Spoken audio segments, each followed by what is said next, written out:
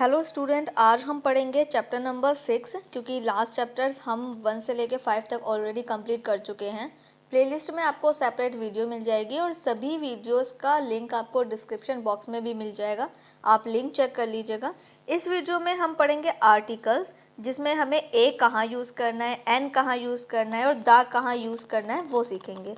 तो बच्चों, अगर आपने लास्ट चैप्टर्स कंप्लीट नहीं किए हैं तो डिस्क्रिप्शन बॉक्स आप चेक कर लीजिएगा, उसमें आपको लिंक मिल जाएगा जिससे कि आप लास्ट चैप्टर्स कंप्लीट कर लेंगे और लेसन्स को समझ भी लेंगे। तो चलिए इस चैप्टर को सबसे पहले हम समझेंगे और उसके बाद इसका बुक वर्क भी कंप्लीट करेंगे। तो चलिए चैप्टर को स्टार्ट करते हैं। There are 3 article a, an और द। ये तो आपको पता ही है, हमारे 3 आर्टिकल्स होते हैं। कितने आर्टिकल होते हैं बच्चों? 3, ए, एन और द। लेकिन ये यूज़ कहाँ कहाँ होते हैं वो हम आगे समझेंगे। We use a before words that begin with a consonant sound. देखिए, जिन वर्ड्स का साउंड जो है वो कॉन्सोनेंट होता है, ये तो आपको पता ही है कि जो हमारे वोवेल्स होते हैं वो होते हैं ए, ई, आई, ओ, यू, और बाकी जितने भी लेटर्स हैं वो होते हैं हमारे कॉन्सोनेंट। तो जिन भी वर्ड्स का साउंड कॉन्सोनेंट होता है वहाँ हम क्या यूज़ करते हैं? वहाँ हम ए यूज़ करते हैं। For example, I saw a lion in the jungle. तो लॉयन, लॉयन यानी कि एल का साउंड क्या है? ल हमारा एल का साउंड है जो कि हमारे कॉन्सोनेंट में आता है, तो इसलिए हमने लॉयन से पहले ए का यूज़ किया है। इसके बाद देखिए, we use an instead of a before words that begin with a vowel sound। अगर हमारा साउंड्स, अगर कोई नाउन है और उसका जो फर्स्ट साउंड है वो वोवल साउंड है, या ए, ई, आई, ओ, यू, इनमें से हमारा कोई वोवल साउंड है, तो वहाँ हम यूज़ करेंगे an, a, an, an. For example, I saw an elephant in the jungle. तो हमारा नाउन क्या है? एलिफेंट। तो एलिफेंट का जो साउंड, ई का जो साउंड आया वो ई आया, एलिफेंट। तो हमने यहाँ पर क्या यूज़ करना है? हमने यहाँ पर एन यूज़ करना है, ए, एन, एन, क्योंकि हमारे नाउन का जो साउंड है, फर्स्ट साउंड है, वो वोवल साउंड कर रहा है, तो इसलिए हम यहाँ पर एन यूज़ करेंगे। उसके बाद देखिए, आपको कुछ चीज़ें और याद रखनी है। वी यूज़ ए और N when we talk about one person, place, animal और thing। आपको एक चीज़ का और अच्छे से ध्यान रखना है, जब हम किसी एक चीज़ के बारे में, या वो एनिमल हो या पर्सन हो या कोई चीज़ हो, तो तब हम ए या एन का यूज़ करते हैं। जैसे example, I am a boy. तो बॉय हमारा क्या हो गया? सिंगुलर सब्जेक्ट, सिंगुलर नाउन हो गया, तो हम ए यूज़ करेंगे। You are a girl, girl हमारी सिंगुलर है, तो वहाँ हम ए यूज़ करेंगे। It is an elephant, elephant हमारा एक ही है, तो वहाँ पर हम एन यूज़ करेंगे। यानी कि जब हमारा जो नाउन है वो हमारा सिंगुलर होगा, या तो वो पर्सन है, प्लेस है, या कोई चीज़ है, या एनिमल है, तो वहाँ पर हम क्या यूज़ करेंगे? ए और एन का यूज़ करेंगे। इसके बाद देखिए, some words may begin with a vowel but may have a consonant sound.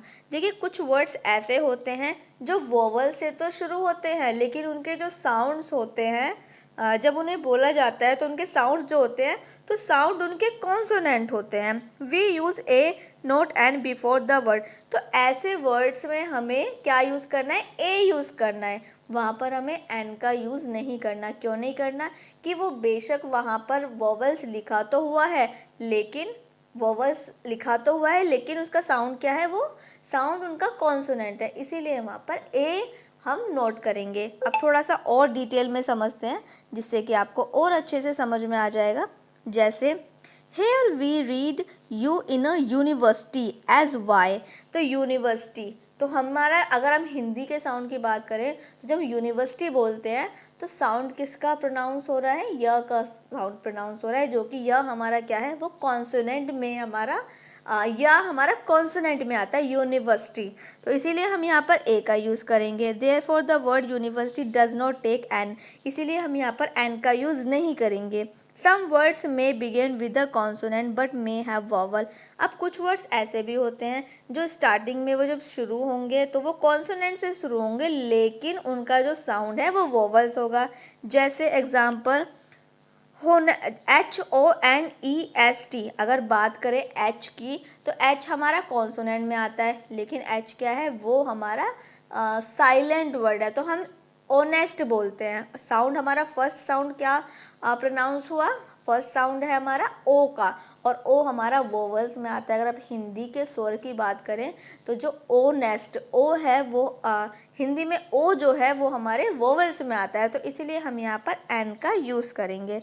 और अगर आपको थोड़ा बहुत भी कंफ्यूजन है तो अभी स्क्रीन पे लास्ट में एक वीडियोस आपको शो होगी, आप वहाँ से डिटेलिंग में समझ सकते हैं, क्योंकि मैंने बोर्ड पर अच्छे से समझाया है कि ए और एन का यूज़ हमें कहाँ करना है, तो वहाँ पर मैंने बहुत अच्छे से समझाया है, तो उस वीडियो को आप देख लीजिएगा, वीडियो के लास्ट में आपको वो वीडियो मिल जाएगी। तो चलिए आगे बढ़ते हैं।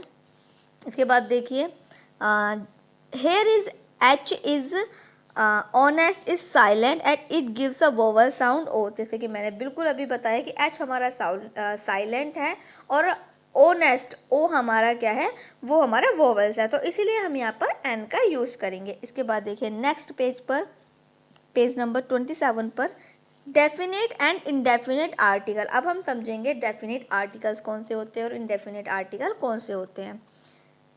ए और एन आर इंडेफिनिट आर्टिकल। जो ए और एन होते हैं ये हमारे इंडेफिनिट आर्टिकल्स होते हैं।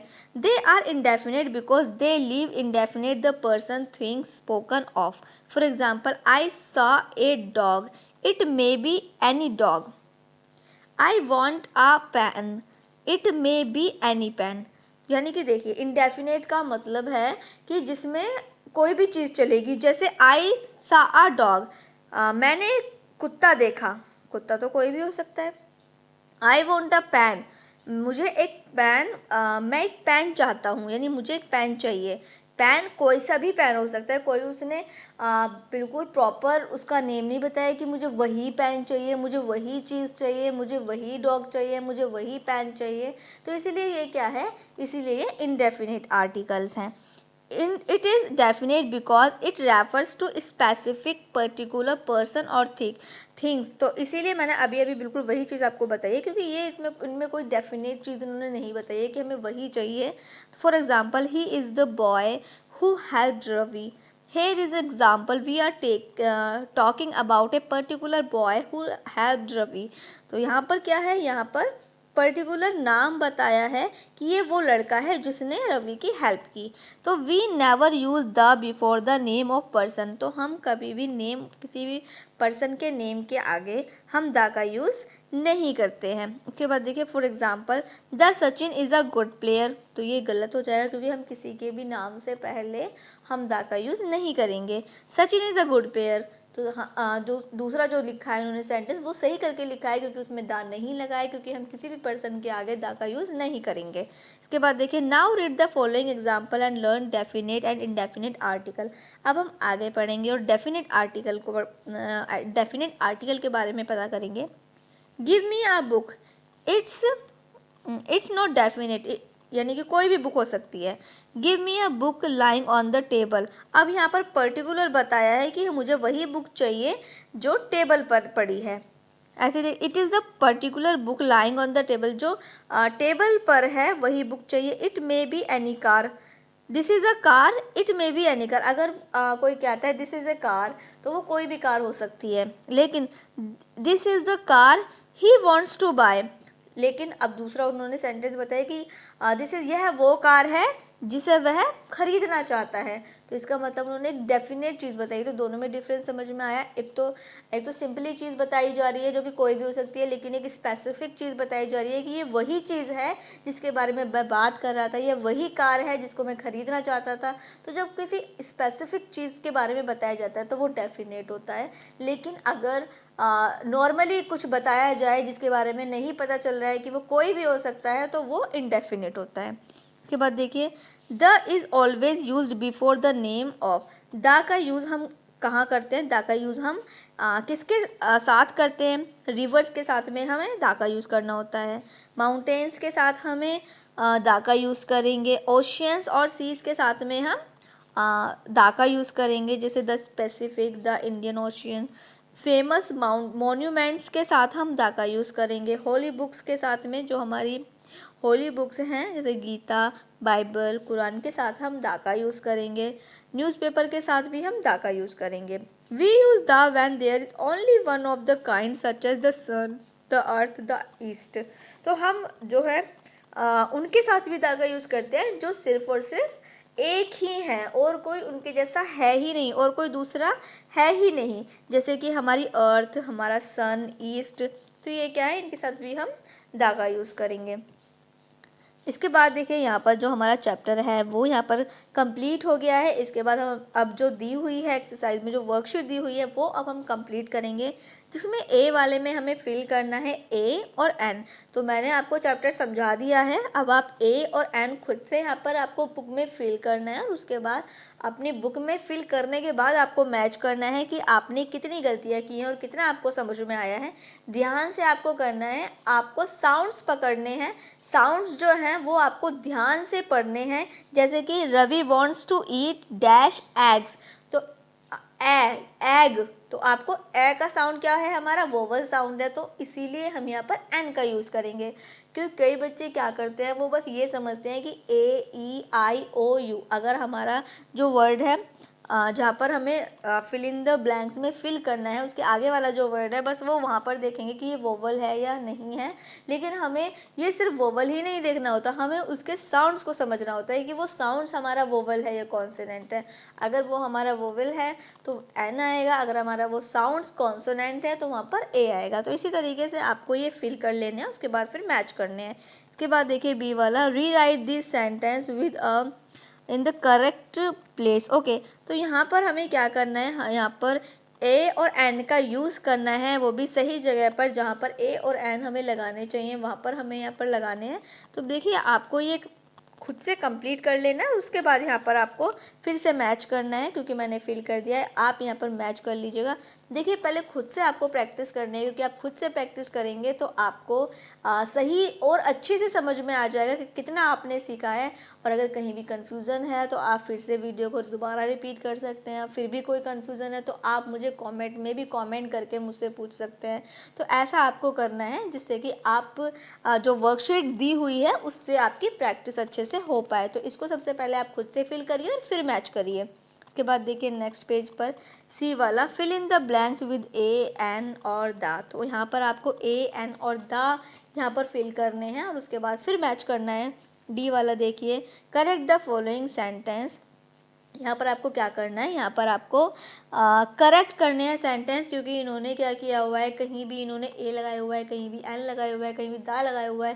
लेकिन आपको करेक्ट करना है कि कौन सा ए एन दा ये कहाँ कहाँ पर आएंगे, तो ये आपको खुद से करेक्ट करना है और फिर यहाँ पर मैच कर लेना है। और इसी के साथ में ये चैप्टर बच्चों कंप्लीट हो गया है। और लास्ट वीडियोस भी आप देख लीजिएगा, लास्ट वीडियो के लिंक आपको डिस्क्रिप्शन बॉक्स में मिल जाएंगे और स्क्रीन पर भी आपको लास्ट में वीडियो शो हो जाएंगी, तो आप वहां पर क्लिक करके भी उन वीडियो को देखकर अपने चैप्टर्स कंप्लीट कर लीजिएगा। बाकी और बच्चों को भी शेयर कीजिएगा ताकि वो बच्चे भी अपनी इंग्लिश ग्रामर की जो बुक है उसको अच्छे से समझ पाएँ, लेसन अच्छे से समझ पाएँ और अपने चैप्टर्स अच्छे से फिल कर पाएँ। और बाकी वीडियो को एक लाइक कर दीजिएगा और बच्चों को भी शेयर कर दीजिएगा। Thank you.